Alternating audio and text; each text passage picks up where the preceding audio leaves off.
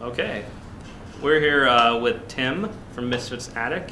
You guys made a game called A Virus Named Tom. We did. When did that came out? About, 4 or 5 months ago? Yeah, August 1st. Okay. And it's kind of a puzzle action game. So we'll put a trailer up of that soon. But we're here to just kind of, we're in the Bay Area and there's a lot of smaller game developers that don't have a lot of, there's a lot of small game developers who don't have a lot of attention on them, as much as they should. So we are in the somewhat fortunate position to have some kind of audience, follow our games. So we want to kind of just extend out and kind of combine audiences, combine forces like Voltron and Yes. Yeah, and get things moving that way. Awesome. So we're here just to kind of talk about games in general, but we're going to be talking about the games that Tim is working on now and A Virus Named Tom. So first, Hugh, do you want to put up A Virus Named Tom, the trailer, while we're...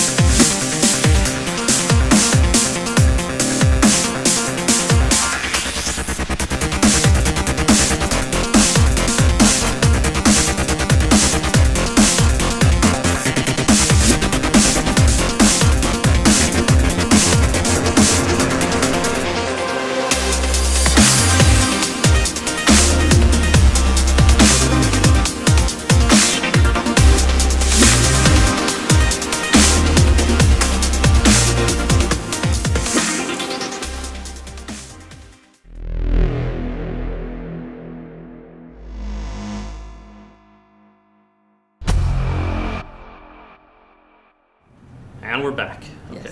Yes. So that was A Virus Named Tom. Do you want to just briefly describe, Yeah, sure. I guess with the game and also kind of the process? Yeah. Well, first, history thanks of for it. having us on. Yeah. This is really cool. I've come over He here was before. he was just saying how he always forgets to thank so that's that. My wife is the kind of art department for our studio. Right. And whenever she comes on with me, she does all the thanking and stuff while I'm ranting and raving about game design and stuff like that. So I'm trying to channel my inner Holly. But yeah, no, it's like an action puzzle game. It's basically kind of a merger of the two, which I think people who love both, they love it, and Right. people who like one or the other, Could latch on to one they or the kind other. of, they that was what I was hoping, but it can kind of alienate them too, because it's kind of a puzzle game because you have that kind of pipe mechanic. You're doing this wrong already. You're not supposed to say it alienates people. Hugh would tell you this. It really synergizes. It synergizes all of everything good in the world is basically right. in this game. It's channeled through this game. If you want to experience everything that's good, you should. Yes. Right. Well, actually, you play as a virus, so you're actually a horrible person. Not really a person. No, you're actually what's funny is that we called it A Virus Named Tom. Right. And as the game went on, your embodiment is this little mechanical machine. Right. With this little eye that's kind of cute but kind of menacing, and there was kind of fun. It's more of playing like a with that. nanobot, A right? nanobot, Yeah, right. it's a nanobot. And so then all of a sudden you're spreading this virus, and then I was like, well, you're kind of not the virus, sort of. And then I'm like, nobody's gonna think about that. So forget what I said. I'm just ruining it. I was just I'm just moving around this grid, putting down bombs. And, Right. So basically, yeah, it's kind of like Pipe Mania. with added puzzle mechanics, right? So like you wrap around the edge of the screen, or we have encrypted tiles and all that kind of stuff. And then we added a dexterity kind of twitch mechanic, where there are drones that come and you have to dodge out of the way. So it's kind of like you're using your thumbs and your brain, which I always like games like that. And there's also the drones that have the, what are they called? That they trail behind them, the energy. Oh yeah. So That's you have to use energy, and it's kind of like the timer of the game, right? Right. So to get more time, you could take this risk to kind of just sweep right behind an enemy and pick up the energy they're carrying to extend your time. But it is risky. And when we were designing the game, I think what happened was that we just found ourselves, because we were playing levels over and over again, that we'd just start messing with the drones. Like we'd start like taunting them, kind of like you see like an otter doing with like alligators or whatever in environments. Like it's like you see there's this taunting that goes on, and we were like, we want to reward the player for acting like an idiot and like waiting till the last second and jumping out of the way. Right. And so we came up with this idea that we put energy on the front and the back, and as you gain that, that'll be your higher score. That was also a way for us to say more advanced players that want a higher score. Right. Like That's you one beat way the for them level, to- then you can go back and try and steal all of the energy and that, achievements and all that kind of wonderful stuff. And that was a way for us to, because we were ramping up the puzzle mechanics, and I wanted to ramp up the dexterity mechanics too. I didn't want it to just be like, okay, we're just going to make the drones faster. So we came up with different kinds of drones. Something I noticed as I was playing is that I felt like there was kind of two types of levels in the game almost. There was at least the initial half of the game or so, the type of level that is more focused on Twitch, where the answer is more apparent. Like I'd be able to figure those ones out pretty quickly, and so then my task is more of in the Twitch department, just moving around and getting the timing right. I was playing co-op at the time too, so it was, those work for. And then the other half of the game is kind of where you're not as worried about the enemies and moving around. It's more figuring out So did you kind of design the levels with that? Definitely. Like I never like games that have that kind of like Michael Bay effect, where like you're just always going and going and going. Right. So it's like I feel like because we have two mechanics, I wanted to kind of go between them. So what we would do is we would have like a few dexterity levels, like you're saying, and so we'd vary between dexterity and puzzles, so that you could have a break, and then people that don't like the puzzles as much or got tired and wanted to get amped up could go, and we'd kind of try and do that. But another thing that I tried to do was just make it so that I felt like if you ramp them both up at the same rate, it didn't feel right, because what happens is that like I found that people love when you give them this incredibly challenging dexterity problem, right? Like, oh my god, these drones are moving so fast, but I only have to move that one piece, and I can see that right now, right? And then the other problem is that if you give them a really difficult puzzle, but then there are all these drones flying around, and they're just getting annoyed because they don't know how to solve the puzzle. Overload. So I felt like either one of those, ramping them up at the same rate, like didn't give the player that sense of progression, that sense of like, this is, oh, I'm doing it, right? And give them that objective. So then later on in the game, I just ramped them both up just to be an ass. I see. So I did prepare some questions, but I told Tim here that I know that he's a talker, so I don't have to prepare too much. But one of the prepared questions I had, and while I go and fix the computer that just turned off right there that we're using, I want to know what was maybe like one big lesson you learned during the development of Tom, whether that is just jiggle the mouse. Yeah, jiggle the mouse. There's this great game called Space Alert. It's a board game. I don't know if you've played it. This mechanic where it's a real-time board game, which is weird, right? It takes place in 10 minutes. That is weird. And there's a point where you have to go back to the center of the board, and you have to prevent the screensaver from going off in the spaceship, because the spaceship has a screensaver and it will crash the operating system. So somebody has to go back there and jiggle the mouse. So that's what Max just did for us here. It's teaching you real that's how things work in the real life. So that's the jiggle. Mouses must be jiggled. Whenever I think of screensavers, and I always think of that game. But yeah, so Max awesome. fixed that for us, or he jiggled the mouse. So what is like one big lesson you learned from making a virus named Tom? Oh game man, development? lots of lessons to be learned. I think some of the lessons that I learned were in because we focused on co-op in the game, and I had played a lot of co-op games, but I had never designed a co-op game. And we just learned so much in that space. Like I think one of the things that I tried to do at first was just say, oh, we're just going to add 3 players. As ridiculous as it sounds, I was like... So just kind of scale it linearly. Like we have 1 player, there's just going to be 3 more, and the game will just kind of... And the game will kind of scale with that, because more people... Was that sort of just the first naive attempt? Like you knew it was naive, but we're just going to try it? Yeah. And we're an indie, so we're like, oh, do we really want to make, all this involved... a big investment. Right. And so, but then once we started doing that and we saw people play it that way, They were having so much fun. It became really apparent that like we wanted that to be a focus. And then what happened is that I started trying to make levels that were good for both 1 and 4 players. And I'd come up with this really cool level idea where it'd be like, oh, one guy has to do this and the other guy has to do that, but you can't do that in single player. And then we finally made the decision that we were just going to make 54 levels of this and 54 levels of that, which doubled my workload or whatever. But it made it easier in a way, because then all of a sudden, to consider all the options. Yeah, I think sometimes when you're trying to, engineer something and take in all these edge cases and stuff, it might be easier to just like divide that. And was there any problem with having a 2-player level versus a 4-player, or at that point was it pretty? At that point, it wasn't that bad. Like, I do believe that it would have been fun to make some levels that required 4 or that required 3, but I didn't think that would be. I thought I was going to be kind of lucky to have like 2 in there, and that was going to be the normal case. Right. So actually, that wasn't so bad, because usually, if there was something like that where this player 1 would do this and player 2 would do that, it would kind of break into player 1 and 3 would do this and player 2 and 4 would do that. Natural divide there. Yeah.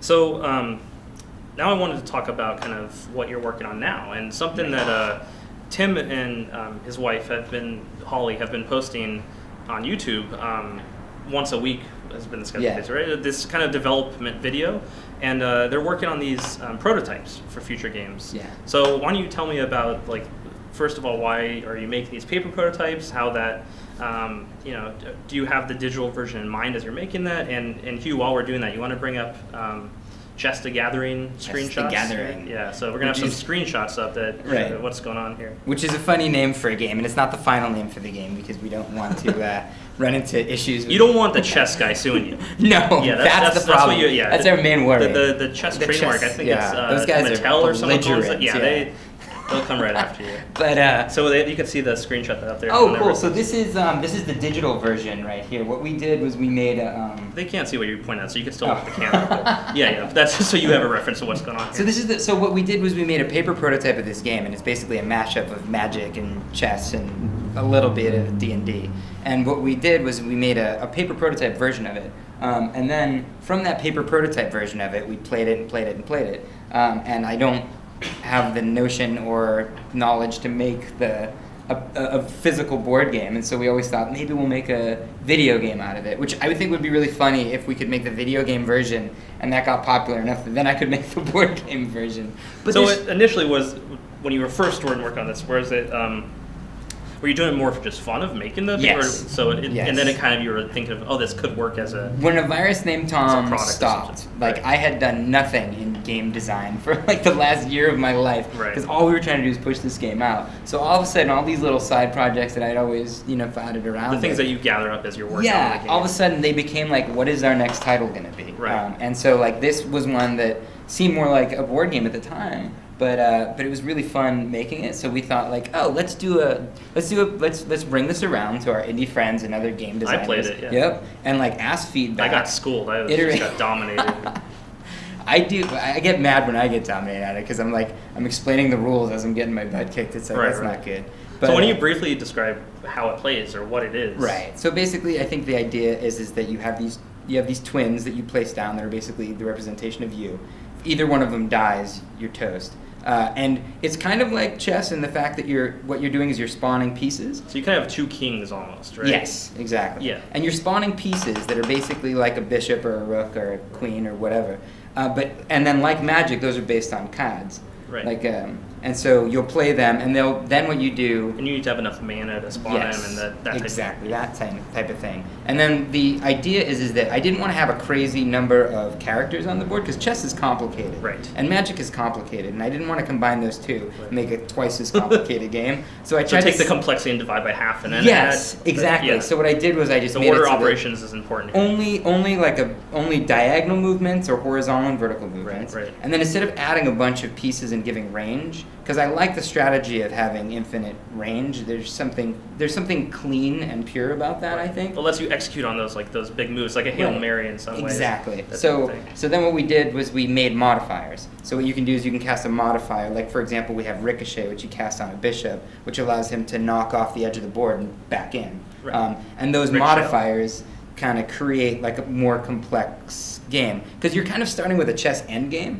because you're starting from like no pieces. Right. So the game, it's not as crazy as having like the full board, Right. but then it gets more complicated because we add in all of these. Which I think is modifiers.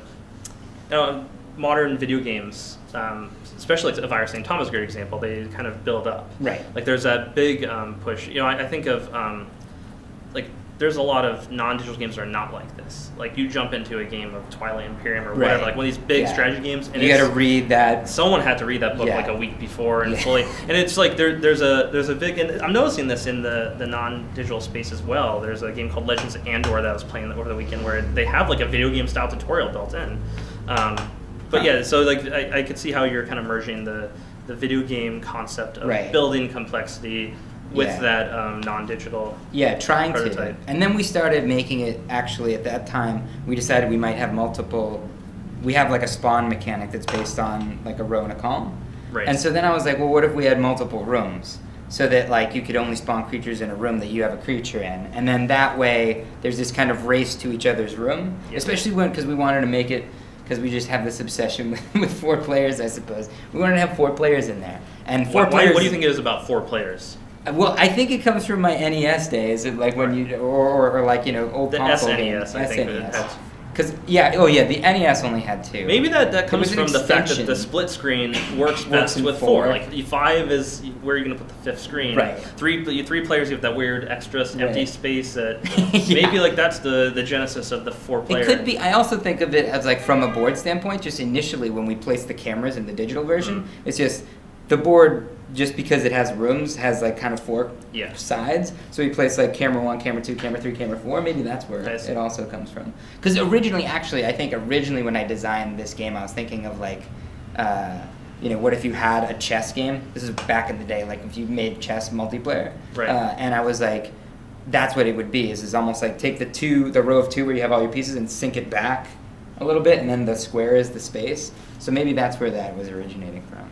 This is not entirely related, but have you heard of Chess 2? No.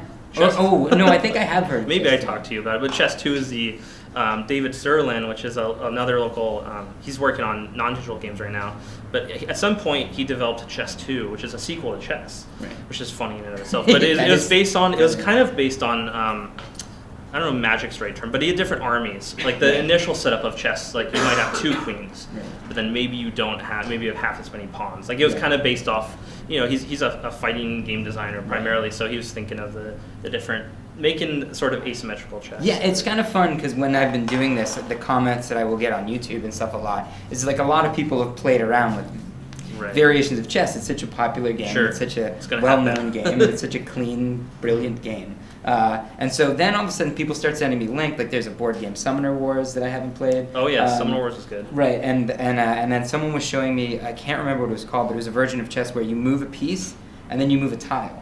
And so you can change the board. Change the board as you go. That's cool. Like that. So the board's kind of decaying as you're playing. Yeah, and it's really inspiring to see all this kind of stuff. It's like, I don't know. I find it really fun to sit. It's almost like those people, instead of being like, oh, this is just like my idea but different, they're like excited about like another version of it that like they could play and stuff. Just like I'm excited when they tell me about these things. And so, I guess briefly, you call it Chess the Gathering. So what did you play Magic? And if so, what kind of in what way are you bringing in Magic? So everyone's gonna hate me as a Magic player because I actually didn't play Magic when it was big. I always wanted to, but I didn't have any friends that played, and I worried that it was a game kind of like you're saying with board games where you walk in and you're trying to learn it yourself. You need like that friend that just walks you through it. And then when it came out on Xbox, I started playing it because I had a friend in Santa Barbara who had played a lot. So we started playing there, and we started rocking on that. We got really into it, and I was like, wow, this is a really cool game. So then we actually bought physical cards. This is exactly what I'm talking about, the digital world bringing us back into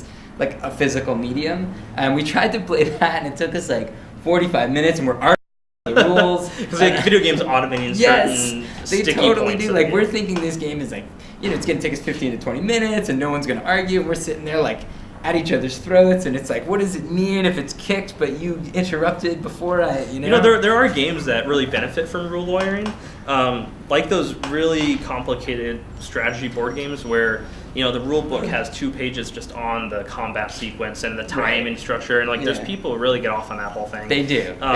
My brother, most games that my brother and I play over Christmas that are board games, like end in some way over some kind of rule argument. It's ridiculous, and it becomes such a stalemate that like neither is. Like, we're just like, all right, like, one of us will be like, let's keep playing and just, you have your way. And then the Someone other has to give in, feels right? like they conceded just for that reason, and it's just over. I think it's a beautiful thing. It is in its own way. Like, I like, Holly looks at us and she doesn't understand. I'm like, this is just a thing. This is what we do. So I wanted to also talk about your other project, which actually, I'm sorry, I'm the name is... I'm calling it Scavenger. These Scavenger, are all completely temp names. So Hugh will get some screenshots of that up pretty soon. But that one, you just posted the video a few days ago. Right. And that game, I mean, has me personally really excited. I think there's a lot of really cool possibilities in that as well. I think Holly and I, and some of the people that we've shown it to, have been really excited by this one. This was one that I kind of came up with, and I wasn't going to paper prototype it. But because I had paper prototype Chess the Gathering, a friend of mine who isn't a programmer asked me, like, he was asking me about a design for a game. So really quick, explain what this is, just because that's pretty abstract. This is Scavenger, and that's a spaceship. It's a spaceship docked, It's a spaceship docked on basically like a derelict spaceship. Right. And you're basically kind of like a Tomb Raider in a way. Like, you're just going in to loot because you owe a lot of money to some not so great people. And you send in drones. And the idea is that you got to switch back and forth your focus between these drones that explore the space. So that has like a dungeon crawler like atmosphere where you're going through and you're looting, right? Right. We layer on top of that. So here's the paper version. This is the paper prototype. So that looks very dungeon crawlery, right? Yeah, I mean that looks like a board game right there to me. Yeah, and that's the thing. I wasn't going to do this. Right. But let me explain the game first. So then it has this tower. This is going to sound weird, but it has this tower defense element. This rolling tower defense is like, as Holly called it actually, where it's kind of like Delta Squad. You bring your drones in, and then from the command center, you can open up a door, right? And it kind of felt to me almost like Aliens. Either Aliens, the second one. See, now you're getting into, if people in our audience are watching, now you have their attention. Now we've got the natural selection vibe going, right? There you go. I was kind of thinking of Aliens when you had all those screens of all the Marines going through. So I'm thinking you're in this control room and you're controlling things, right? But you're also remote controlling these drones. And I was also thinking of Alien 1, where he's walking through the pipe and you're closing doors behind him to making sure there are pinch points and stuff. Right. So I was like, how cool would it be if some of the drones could be set up as turrets, right? And then what happens is you have this almost tower defense where you set them all up and then you open the door. Out rushes some bad things. And if they get back to your spaceship, because you're nice and frail as a human, you're all or whatever you're all fleshy and and yummy. Yeah. If they get back there, then you're dead. Right. So your drones are basically protecting you. It's an interesting balance of sort of attack and defense, because you're trying to progress in. Yes. It's not just tower defense, which is like in most cases is purely defense type thing. You are trying to progress through, and so it sounds like the gameplay might also involve sort of I guess non-tower defense elements where you go into a room and attack and clear out, and maybe there's a puzzle or something. So then the last layer on top, and you can't see from this in the last picture there was like this ABC and you saw like these wires. Right. The last element, it's kind of, because the game originally I was thinking of a puzzle game, but like imagine if the different areas of the ship don't have power. Right. And your drones have different upgrades, and one of your drones, an upgrade you can put on him is he's basically a mobile generator. Right? So he plugs himself in to the ship and he powers that area. And then all of a sudden you might find consoles, and those consoles might have things like, you can scan to see if there are enemies ahead, or turn off life support to kill those enemies before you get there. But you've got to juggle the power because you can't turn off life support in that area unless that area is powered as well. So like depends on how many drones you have that are generators. And that's why I was thinking this could have some kind of roguelike elements where basically you might go into a ship and you might not have enough generators to fully explore that ship or something like that. So you might back out of that. You might back out of that, and that's okay. Sure. And maybe we could make it so that you could come back to it later. And so that kind of layers on like a little area of like you as the player are also the guy in the ship opening and closing the doors. And opening and closing the doors can also be strategy as well, tower defense wise. Because it might be that like you can create pinch points or create longer paths that enemies have to travel, and maybe some enemies like can open up doors, but they can't open up a door that isn't powered because they're not strong enough. And maybe some can bust through that, but maybe you have welding torches or whatever. I was just thinking, welding is going to come up, right? Yeah, welding has is always to come a up. thing in these types of games. Yeah, so like that would be like don't weld don't weld a pinch point that doesn't let your drones get back to your ship at the end. Right. Then you lose all those drones. And I think that's going to be another thing. That was always a fun thing in Killing Floor. I don't know if you played Killing Floor, but it's a survival game, like sort of a zombie game. But they had welding doors. You just kind of held the thing and the door would weld. Right. The zombies could break through eventually.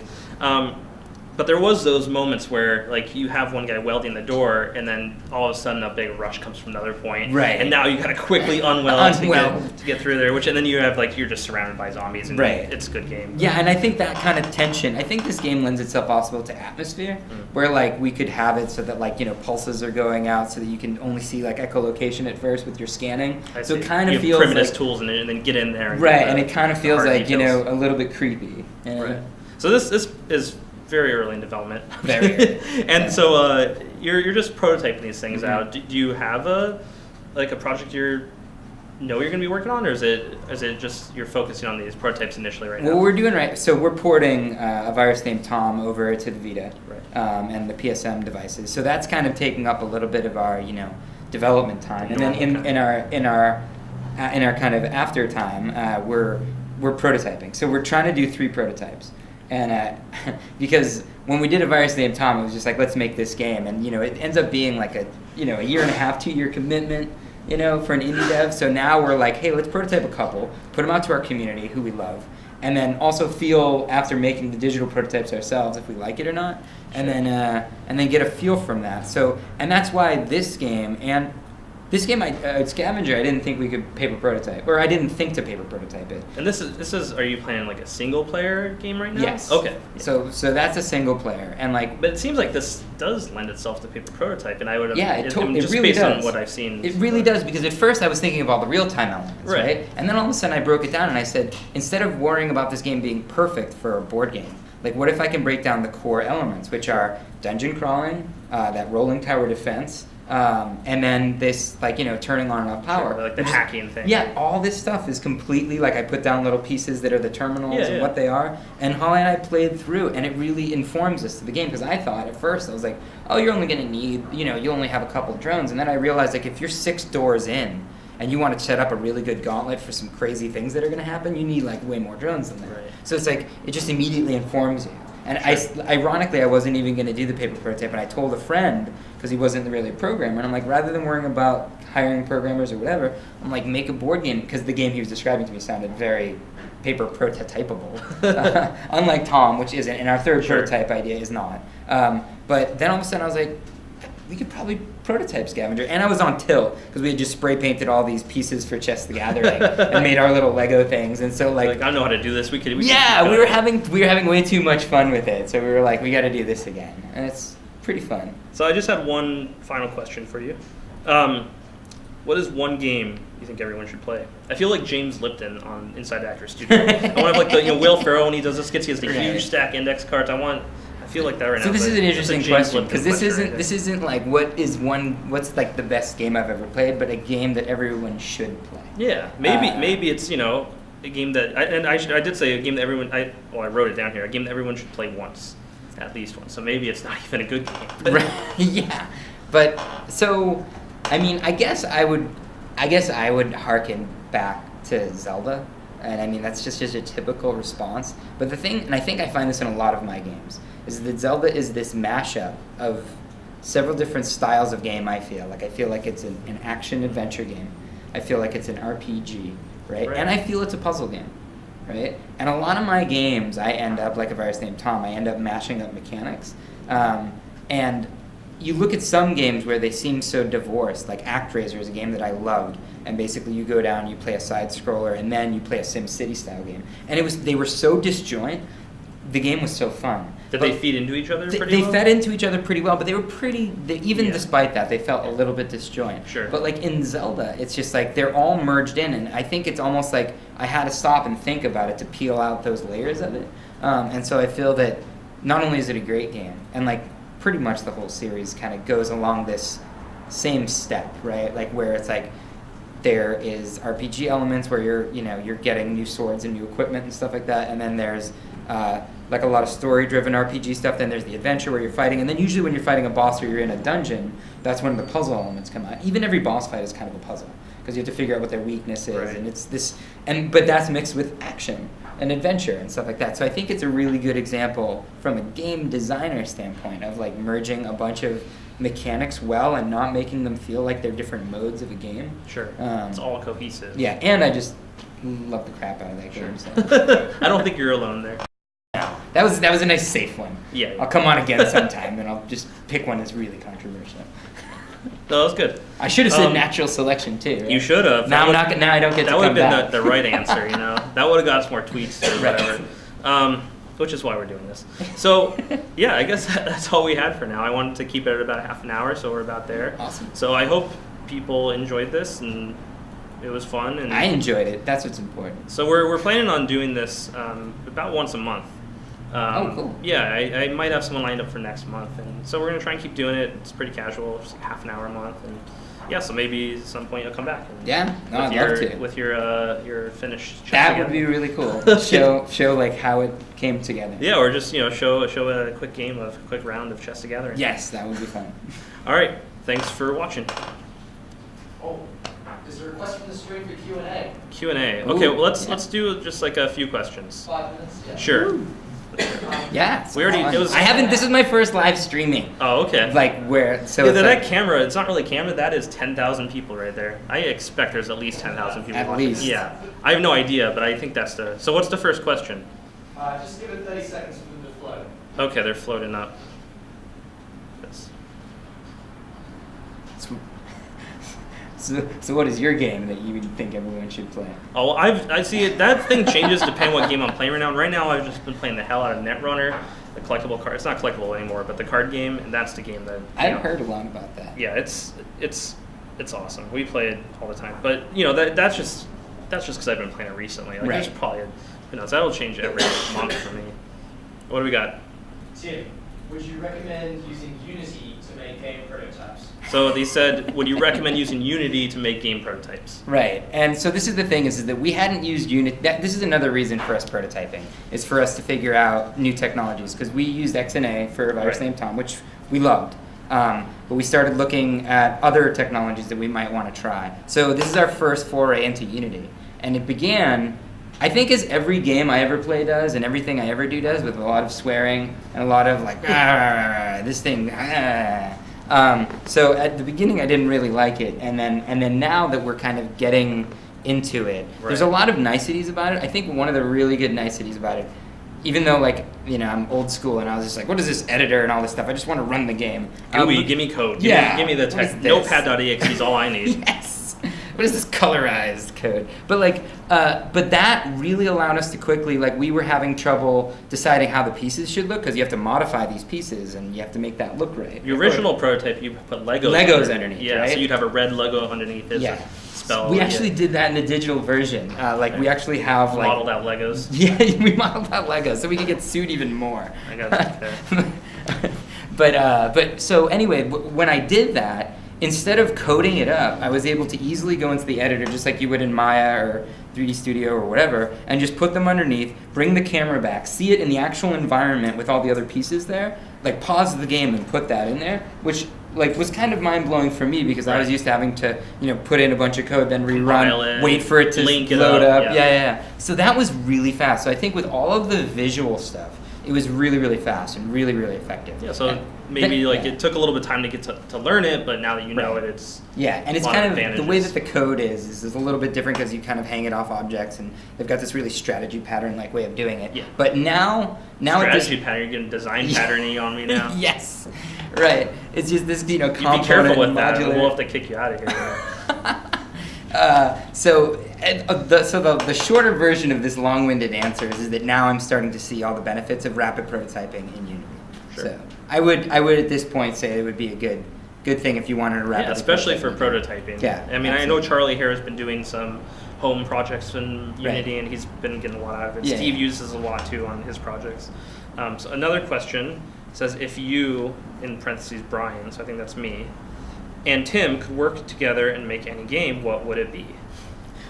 We've not really talked about this. But Any game, I would bet you money it would be a board game, because we always, How whenever about- we talk, we start talking about board games. I'm thinking just in terms of profit. What if we beat him to it, Minecraft 2? Oh, That would probably be We do it in like a month. Yeah. Beat them to the chase. in Unity. In Unity, put out Minecraft 2. Right. We have a board game version to go along with it. Like And they work together. You have to buy both. Right. Yeah. I mean, you And can't it- play one without the And other. it deletes Minecraft from your computer because you already have Minecraft 2. The board game would have a piece that would have to be scanned in, so then you Oh, could that'd get be your 3D character. printing, and the future is Minecraft 2 by Brian and Tim. Yes. I think that would be no, but honestly, I think whenever I've geeked out with you about game design, we Right. start bringing up board games, and I think maybe it's because we talk so much video games, just being game designers and being game makers. Like that's what we do so much, and I love that. But but that kind of, I think we grew up and still play board games a lot, and you can see the cleanness of some of the design in board Right. games and Out of necessity a lot of times. Yes, and so that's what's kind of fun. That's I think why I'm making the. Well, yeah, paper you prototypes. have talked about wanting to participate in a game jam. Yes. And we haven't figured out when. It's probably going to be later in the year at this point, but we are going to host a board game jam That would be really over a fun. weekend. We did it last year here in the offices, and it was pretty successful. At least, we all made some games that were maybe not great, but they were games and it was fun. So That's- maybe you'll join us for that. Yeah, it's really fun. Holly might actually join for that because Cool. I think we enjoy when it's how do we solve this? There's no computer. Yeah. How do we solve this and glue this and paste this? Just the and physical spray- things, yeah. It's this fun. There's a tactile. And you're like, you need tokens. Well, I'm just going to fold paper 8 times on top of each other, Right. tape it all up, and there's a token. Yeah, which is fun. I think. All right, Hugh, is that good for now? Okay. Cool. So I think we'll sign off then. Thanks, guys. Yeah, thanks for watching. This is fun. And Thank music you, plays sir. now. Okay. So I think we're off. All right. Thank you, sir. That was Yeah. fun. No, thank you. Okay, thank you. All right. I assume it's all off and done. But you never know with you.